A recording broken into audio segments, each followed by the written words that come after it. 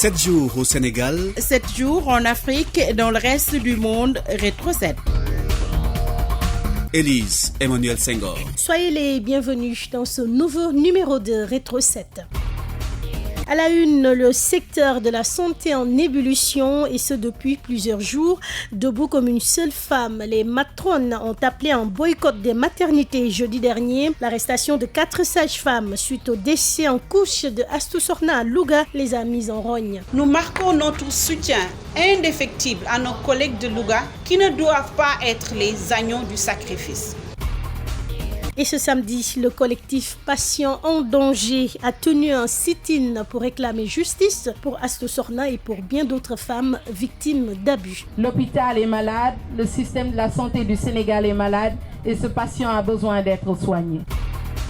Pénurie de carburant sur la quasi-totalité du pays. Les stations de service étaient prises d'assaut par les automobilistes et les conducteurs de moto Jakarta. Mais fort heureusement, le pays a réceptionné 2 bateaux de carburant. Le reste de l'actualité à suivre dans le développement. Rétro 7. Mesdames, Messieurs, bienvenue. L'affaire Astou Sorna et son lot de conséquences continue de défrayer la chronique. Le collectif Patients en danger a tenu un sit-in à la place de la Nation. Des citoyens sont venus réclamer justice pour Astou Sorna et toutes les autres victimes du système sanitaire. Un combat social qui ne fait que commencer, promet-il Adi Fatoubari. Les rayons de soleil tapant comme des coups de fouet ne les ont nullement ébranlés, encore moins freinés dans leur élan. Des dizaines et des dizaines de femmes et d'hommes en t-shirt noir, blanc et rouge, floqués de la phrase « Patient en danger » et tenant des pancartes avec des messages clairs, clament leur amertume. Plus jamais ça.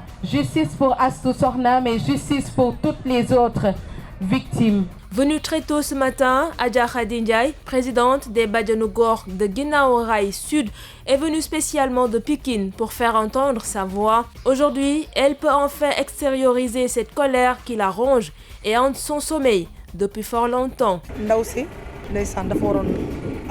La dame devait accoucher, elle avait même dépassé son terme, mais à chaque fois qu'elle appelait, les sages-femmes, elles, lui rétorquaient d'attendre. Malheureusement, le bébé était allé jusqu'à avaler le liquide amniotique. Désemparée, elle a entamé son accouchement avant que les sages-femmes ne lui viennent en aide.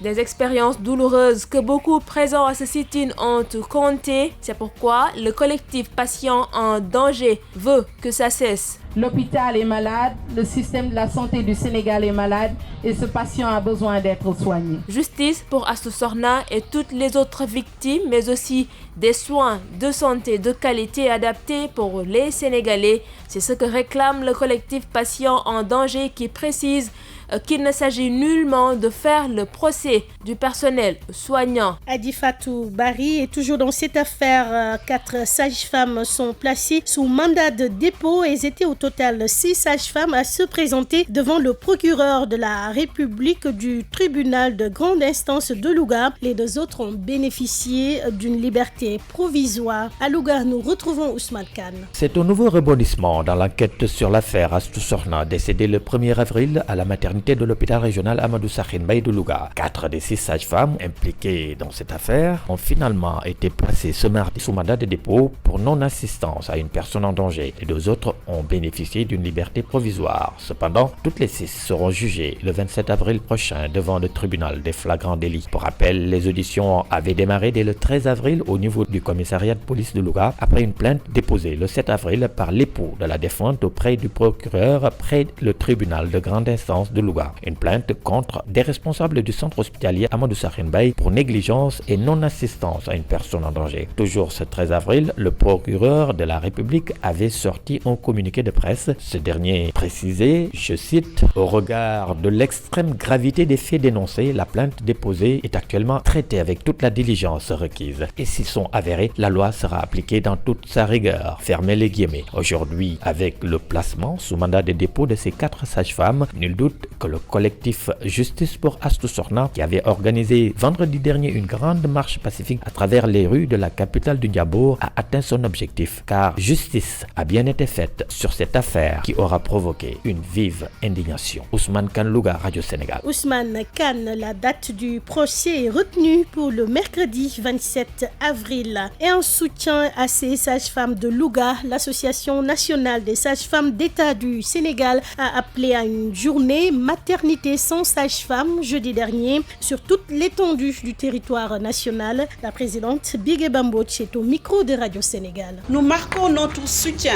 indéfectible à nos collègues de Louga qui ne doivent pas être les agneaux du sacrifice. Et nous en appelons à une maternité sans sage-femme le jeudi 21 avril 2022 dans toute l'étendue du territoire. Également tous à Louga le mercredi 27 avril derrière les sages-femmes lors du... Nous alertons donc l'opinion publique sur les risques de paralysie du système et leurs conséquences innommables qui incombent exclusivement et entièrement à Monsieur le ministre de la Santé et de l'Action sociale. Les violences faites aux sages-femmes ces dernières années où elles ont été agressées, violentées, victimes de tentatives de viol et menaces de mort. Autant d'actes restés sans suite de nos jours. Nous en appelons aux bonnes consciences pour se demander pourquoi le cas-ci doit être celui qui doit faire oublier le nombre de bébés et de mamans que la sage-femme a pu secourir et sauver avec les moyens du bord dans une précarité absolue. À l'instant, la présidente de l'Association nationale des sages-femmes d'État du Sénégal, Bigué Bambodj, qui a appelé donc à un mot d'ordre maternité sans sage-femme, un message d'ailleurs bien entendu par ses pairs. Sur la quasi-totalité du pays, les sages-femmes ont boycotté les maternités. À Diourbel, par exemple, des patients ont subi de plein fouet la grève. Joseph John. Une femme en état de grossesse avancée se tordant de douleur couchée sur un banc en ciment, la trentaine, la scène se passe à la maternité de l'hôpital Hendrik Luque de Diourbel. La dame qui l'accompagne sort difficilement de sa bouche ces mots.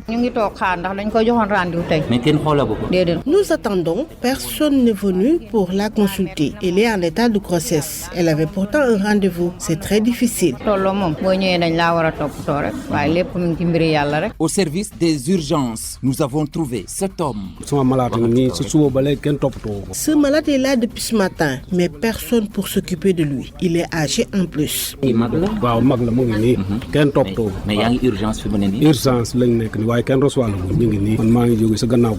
Interpellé, la direction reste bouche et mots tous cousus. Au centre de santé Sidi Guissé, une accompagnante nous dit ceci. Elle devait être opérée. Du côté des syndicats, nous avons tenté de rentrer en contact avec, mais en vain. Le chef de l'État sollicité. Que le président de la République intervienne avant qu'il ne soit trop tard.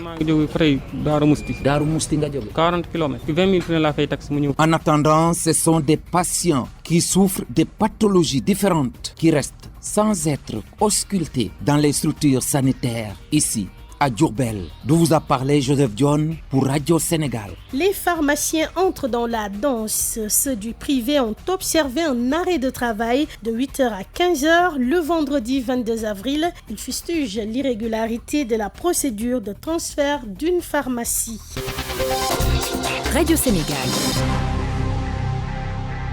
Et nous ouvrons un tout nouveau chapitre pour parler de la pénurie de carburant. Il y a eu plus de peur que de mal. Les automobilistes peuvent être tranquilles. Le Sénégal a réceptionné d'importantes quantités de carburant au terminal pétrolier de Dakar et au dépôt de Hann. 2 bateaux de 18 500 et de 26 000 tonnes sont ainsi déchargés. Un autre de 20 000 tonnes est attendu d'ici la fin du mois. La ministre du Pétrole et des Énergies, Aïssatou Sophie Gladima, a réaffirmé la volonté de l'État d'assurer l'approvisionnement correct du marché. Mais avant cela, les automobilistes étaient dans une situation peu confortable. Le gasoil se faisait désirer. De longues files de voitures se formaient devant les stations de service pour se ravitailler en carburant. Maïmouna Sek Baro a fait un tour en ville. Voici son reportage. 10 heures sur l'avenue Maliksi.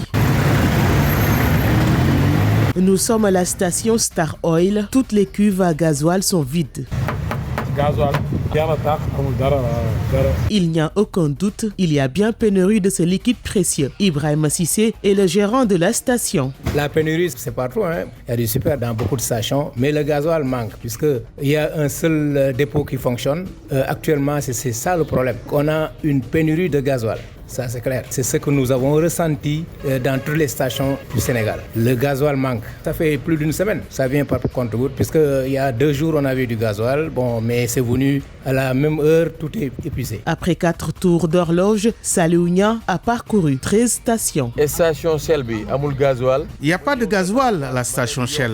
J'ai parcouru les stations Total Case, Yoff Shell, Gaïndé Fatma à Grand Yoff, cimetière Saint-Lazare. 13 stations au total, même en ville derrière le palais, il n'y a rien. Ces chauffeurs de taxi trouvés en plein embouteillage confirment. J'ai remis mon véhicule à mon second hier, mais il n'a pas trouvé de carburant. Mais ce matin, j'ai fait le tour et je suis tombé dans cette station pour faire le rang. Et c'est très dur. Moi, j'ai souffert. Mais Dieu merci, j'ai un tout petit peu. Et si c'est fini, j'arrête le véhicule.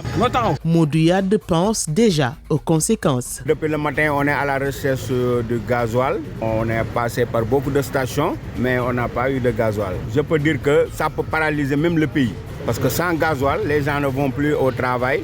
Et sans travail, vous voyez les conséquences. Le prix du litre d'essence coûte 775 francs et le gasoil à 655. Jusque-là, il n'y a pas encore d'augmentation. Maïmouna Sek Baro, le même tableau s'est présenté à Ziguinchor. Les stations de service étaient prises d'assaut par les automobilistes et les conducteurs de moto Jakarta. Ça a fait frayeur cette semaine. L'aéroport international Blaise Diagne était à bord d'une panne sèche. C'est le manque de kérosène qui est passé par là. La société de manutention de carburant aviation chargée de ravitailler les aéronefs à l'AIBD a annoncé des difficultés d'approvisionnement en kérosène et suite à cela, l'État a pris les dispositions idoines pour que tout revienne à la normale. La ministre du Pétrole et des Énergies, Sophie Gladima, a fait face à la presse. Dominique Kama était à la conférence de presse. Écoutons son compte rendu. Le Sénégal fait face à une tension dans la distribution du kérosène et non à une pénurie. C'est l'assurance du ministre du Pétrole et des Énergies, Sophie Gladima. C'est par rapport à la situation que nous vivons aussi bien au Sénégal, mais au niveau international, pour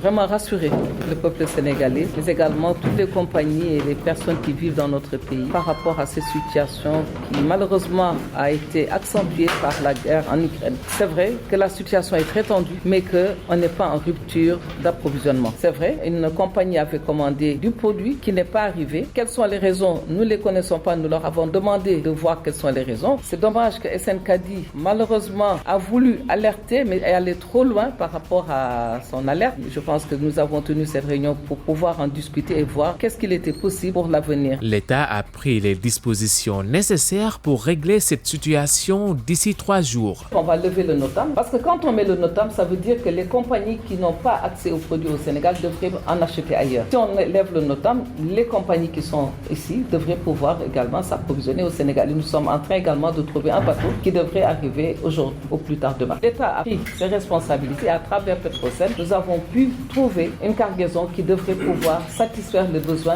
d'ici l'arrivée de guettes qui était prévue à partir du 22. Parce que c'était simplement ces 2 jours qui étaient critiques. Et à partir du 22, la situation devrait retrouver à la normale. Le ministère du Pétrole et des Énergies peut compter sur la collaboration du groupement des pétroliers professionnels et distributeurs de pétrole du Sénégal. Rétro 7. Parlons sport avec le tirage au sort des éliminatoires de la CAN 2023. Les Lions du Sénégal connaissent leurs adversaires. Il s'agit du Bénin, du Mozambique et du Rwanda. Le tirage a été effectué mardi dernier à Johannesburg en présence de l'Ivoirien Salomo Kalou et le Sud-Africain Lucas Radebe. La 34e édition de la CAN Côte d'Ivoire 2023 aura donc lieu du 23 juin au 23 juillet 2023. Et nous parlons d'une autre discipline, la lutte, le championnat national de la lutte traditionnelle sans frappe du drapeau du chef de l'État se tient cette année à Diourbel du 6 au 8 mai prochain. En visite mardi dernier dans le Baol,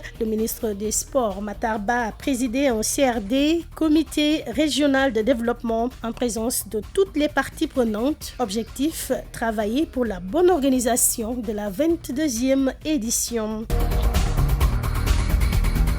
Et c'est fini, merci d'avoir écouté Rétro 7, le round-up de l'actualité sur Radio Sénégal, un podcast que vous pourrez écouter ou réécouter sur toutes les plateformes digitales de Radio Sénégal, Facebook, Twitter, YouTube. À la présentation, Élise Emmanuel Senghor, réalisation Arona Diouf, Amadou Ndiaye, coordination Ibrahim Sadi, Demba Malik Mbouch, digital Mamadou Diagne et toute son équipe. Rendez-vous dans une semaine pour d'autres faits saillants de l'actualité d'ici et d'ailleurs.